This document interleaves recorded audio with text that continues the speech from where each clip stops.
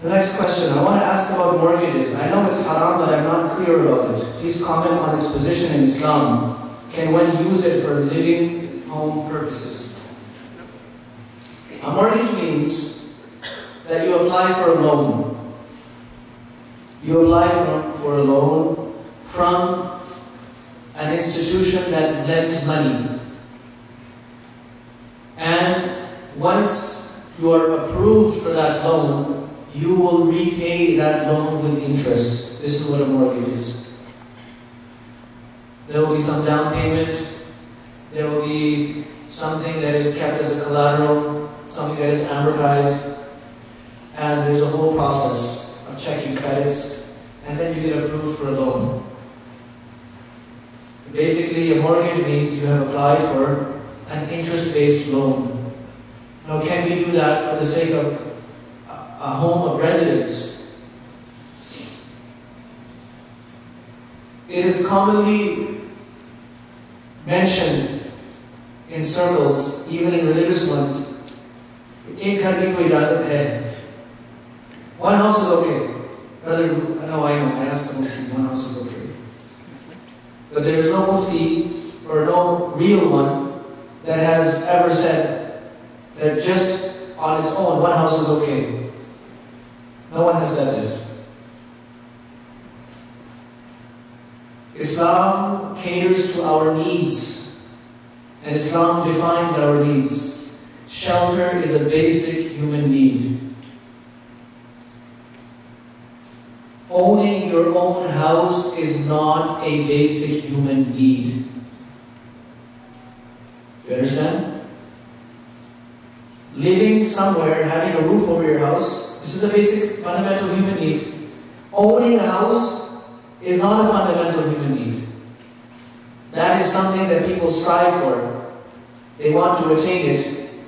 Of course, at the expense of their own health, their own peace of mind, and everything else that comes as a punishment when you go into this war and this battle against Allah subhanahu wa ta'ala. Because that's what the interest-based system is. It is a battle against Allah, and there is only one outcome of that, and that is you're going to lose.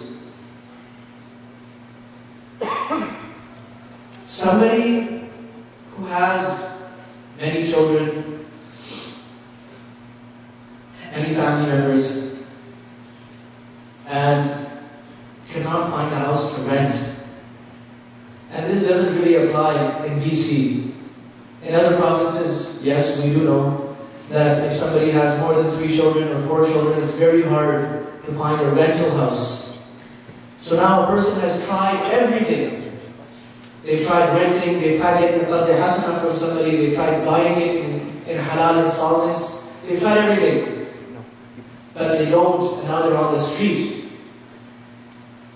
After having tried everything, about this person, the fuqaha have said that if he, just to have a shelter over his head, goes and applies for a mortgage, he will, inshallah, be forgiven by Allah subhanahu wa ta'ala because he was in a dire state of need and he was on the street, he had no choice. But in this province, it doesn't apply. You can get a rental facility no matter how many people you have. You will find something to suit your needs. So this should be very clearly borne in mind. Next question. What is the best durood? Meaning salawat on the Prophet sallallahu alayhi wa sallam. The best salawat, just like any other adhkar, are those that are found in hadith.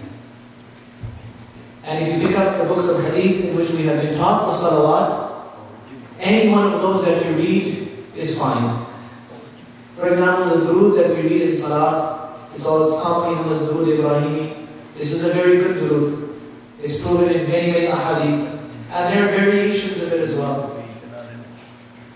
So any of those that you read is fine. In hadith, there are certain duroods that are mentioned to be recited after adhan, for example. Try to read something that is mentioned in the books of hadith. There are people that have made up sighas of durood. Some of them are okay, some of them are not okay. So that's why to stay away from all of these element, it's better just to stick with something that is mentioned in a book of sunnahs or in a book of the Adhkar of the Prophet sallallahu alaihi wasallam. Next question. Are denat, alcohol-based perfumes, permissible? Meaning denatured alcohol. So, denatured alcohol is when they take pure alcohol and they add some kind of a element to it to make it inedible so that it cannot be consumed by human beings. So they'll put some kind of poisonous matter in it just so that you cannot, or to make it so difficult to bear that you cannot. And the reason they do that is because if they didn't, then people who couldn't find alcohol at a liquor store would be drinking bottles of perfume.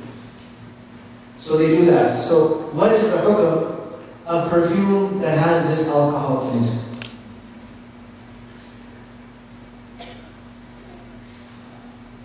The ruling on alcohol is based on the substance from which that alcohol is created.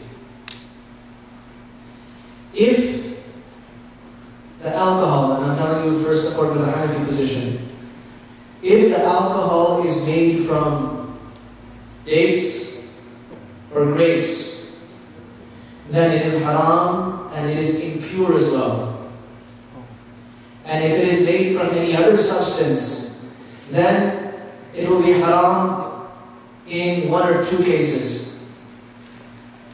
Let's say it's made from grains, like barley and things like that.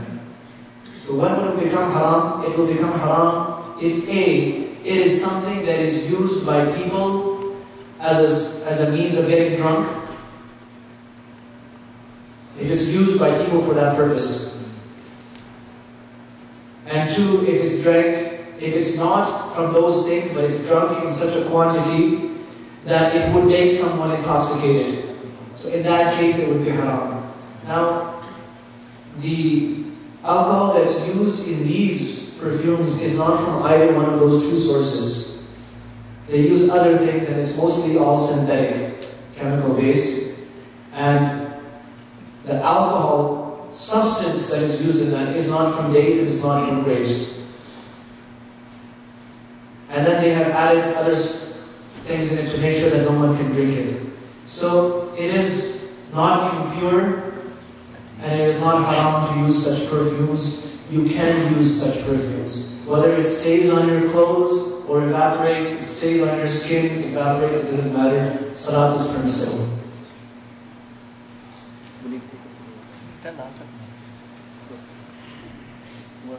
Next question. If I have no place to pray at my job, can I pray in my car?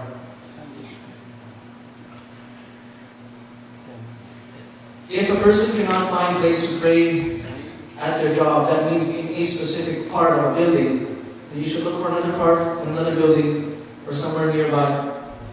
Praying while you're sitting down is only permissible when there is literally no space for you to pray. But for us, the whole earth is a masjid. The whole earth is a masjid for us. We can pray wherever we are. So find a quiet corner. If you don't find it in your specific office, look for another room, a hallway, and worst comes to worst, pray outside. But you should pray standing up as long as you are capable of finding a space. You must use that space and pray. And it is not permissible in that case to pray sitting down in a car.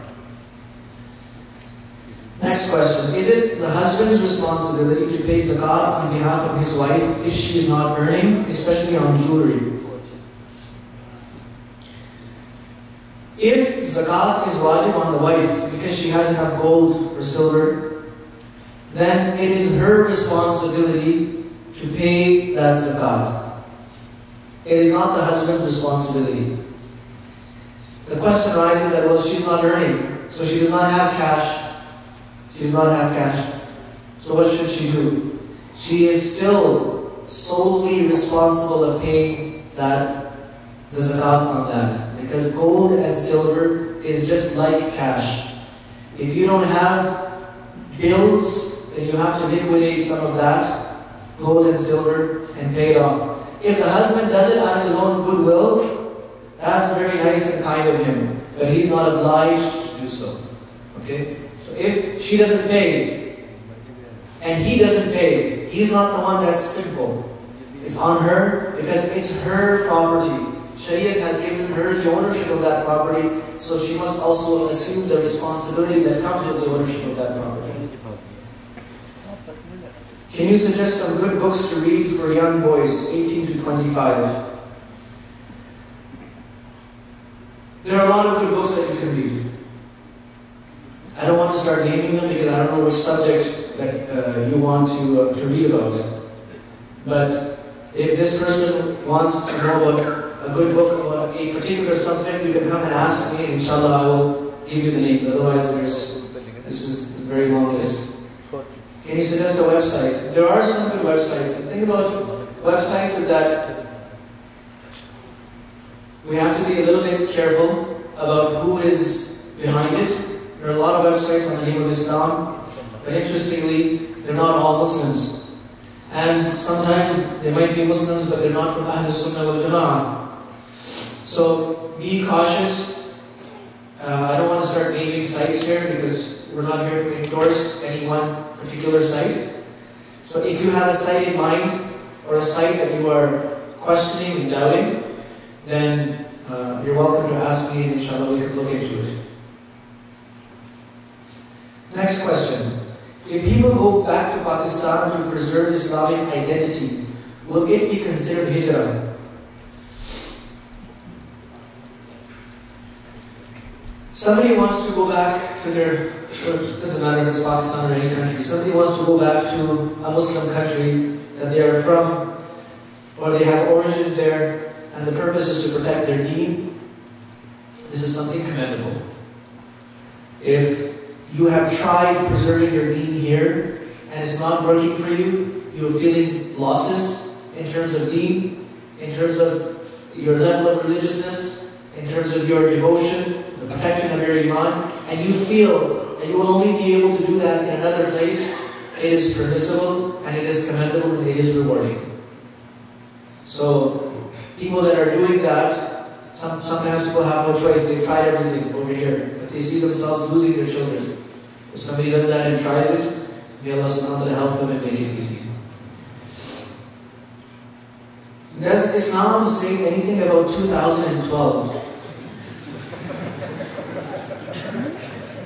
Not in any hadith that I read. Why does the Tablighi Jamaat only concentrate on Fazali Amal and other man-authored books, instead of quoting Quran verses and authentic hadith? Well, this question kind of contradicts itself, because Fazali Amal is filled with Quranic verses and authentic hadith. You have to remember one thing, that when you are dealing with the public, you want the general public to adopt the teachings of Islam. They have to be presented at a grassroots level. You have to motivate them. And motivation can only happen if they know what they're going to get out of that action. You teach someone Salat. They know Salat inside out, backwards, sideways, and upside down. They know all the ahkam, all the masail. But they're not motivated to pray. And you'd be surprised how many people there are like that. Even those people that don't know everything about Salat, they know that they have to pray, right? Everyone knows that 5 times Salat is fard. But that knowledge is not enough to actually make them pray. So there is something that's missing. There is a missing link. That missing link is the zeal to do so that arises out of knowing what you're going to get from it. If you don't think you're going to get anything from it, why would you spend time doing it? So that's what these books of Fadail are aiming for. And they are collections of Quran and Hadith and stories of Sahaba. And these are authentic books. You know, there are people that say a lot about these books, but I'll tell you one thing. That the people that are making the comments are nowhere near as knowledgeable as the person who put these books together. He's one of the greatest muhaddithin of the last few centuries. He's not a small person. And he knows what he's writing. People say, oh, there's a da'if hadith. But do you know what da'if hadith is? Da'if hadith doesn't mean, no, leave it, da'if, leave it. What does da'if hadith mean? Da'if hadith means that there may be a narrator in the chain of narrators that was not at the level of the other narrators. Now, do you know anything about that narrator? You don't know anything. Do you know what their knowledge was? Do you know what their knowledge of hadith was? Do you know what their practice in deen was? You don't know anything. You're calling a hadith da'if and you're saying deen. All the muhaddithin are agreed. I'm talking about right across the board. From the time of Tabi'een and Atba' Tabi'een all the way up till today. The consensus of the muhaddithin is that if there is a hadith that is da'if, it is absolutely permissible. In fact, Imam Nawawi says it's mustahab to mention it for fadail al-a'mal. It's mustahab. And Ibn Hajar al-Asqalani rahmatullah alayhi, who is the author of Fath al-Bari, and he has put a marginalia, he has put commentary on these words of Imam Nawawi rahmatullah alayhi. He said the condition is that it should not be so da'if that it's made up. If it's not that da'if that it's made up, then you're most welcome to mention that for fadail. You don't use that to prove a hukm, to prove that something is wajib, something is mustahab, something is makruh, something is haram. You don't use those ahadith for that. But to use them to motivate people is absolutely permissible. And traditionally speaking, pick up any muhaddith that you know who has compiled a book on fadail al-a'mal. Any. From the top all the way up till today. Every one of them has da'if ahadith. Imam Dhahabi rahmatullah alayhi, who is considered Hafid al-Dunya, the Hafid of hadith of the whole world. When he writes a book like Kitab al-Kaba'ir, there are many hadith that are in it. People start scratching their head, why did Dhahabi put this? Because he knows that there is a place for this hadith. And that place is in Fadail al-A'mal. Ibn Hajar al-Asqalani, when he writes Fadail, he brings these ahadith. Imam Bukhari rahmatullah, keep everybody aside. Put them over here. Anyone heard of Sahih al-Bukhari? Do you know anything about the author? Imam Bukhari has written many books. Problem is most people don't know enough about the author. They just know the name. He has written many books. Amongst them is his Tarikh al-Kabir, Tarikh al-Saghir. And amongst them is Al-Adab al-Mufrad. Al-Adab al-Mufrad is a book on the adab, the etiquettes of a Muslim. And in that he brings many ahadith from Rasulullah ﷺ and from his Sahaba. And the fact is that many of them are da'if. But Imam, somebody knows something more about ahadith than Imam Bukhari did? So these objections are actually distracting us from the main point, which is the a'mal. If a hadith is motivating you to do something good, and that hadith is not fabricated, then please be quiet and let people practice on that hadith. This is a fitna. This is a fitna, and unfortunately, one of the big harms of this is that it has taken away the confidence of people in the books, in the works of great authors and great muhaddithin, and it's as if people are working to remove the confidence of people from their scholars. So as far as we're concerned, this is a fitna, and this is the bid'ah that needs to be stomped out. Speaking about anything that your mind comes to, speaking about any topic that you can think of, passing rulings in deen, and putting down the works of great people, this is not a part of our religion. So don't jump on the bandwagon. Alright? Next question. Please explain what is meant by Dajjal will be here one day equals 1 year. Is he here since the time of the Prophet ﷺ? Hasn't 40 days gone by since then? The questioner is making reference to the ahadith that talk about Dajjal. First thing is that Dajjal is an actual person. Is the name of a real person. The second thing is that he exists and has existed from the time of Rasulullah sallallahu alaihi wasallam. Because in the Sahih Hadith narrated by Imam Muslim, Hadith number 7573, there is a long Hadith in Sahih Muslim in which the Prophet ﷺ gathered the Sahaba and told them about news that was conveyed to him by a Sahabi named Tamim al-Dari radiallahu anhu, who was traveling by ship and their group got lost. They ended up on an island and then they met this creature who introduced them to this man, very large, powerful looking man, and they had a conversation with him, and he introduced himself as Dajjal. And the Prophet ﷺ affirmed this. So he's around, he's tied up, he's chained up, and he knows when his time will come, and then he will emerge. Now what does the hadith mean? When the Sahaba asked the Prophet, how long is he going to stay here? How long is he going to stay in this world? So the Prophet ﷺ said, he's going to stay for a few days. One of those days is going to be for 40 days. One of those days is going to be like a year. One of them is going to be like a month. One of them is going to be like a week. And the rest of them are going to be like regular days. So what does this mean? That he's going to stay for 40 days and one day is going to be like 1 year?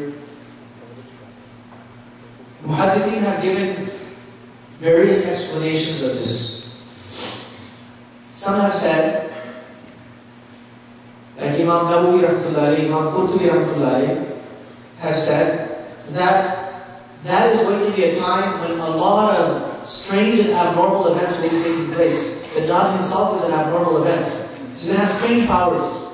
He's going to have a sample of Jannah and Jahannam with him. He's going to be able to make crops grow. He's going to be able to make crops die. He's going to be able to make animals give milk. He's going to be able to make animals dry up. He's going to be able to bring prosperity to nations and bring poverty to other nations. So it's going to be an age, an era where a lot of abnormal events taking place.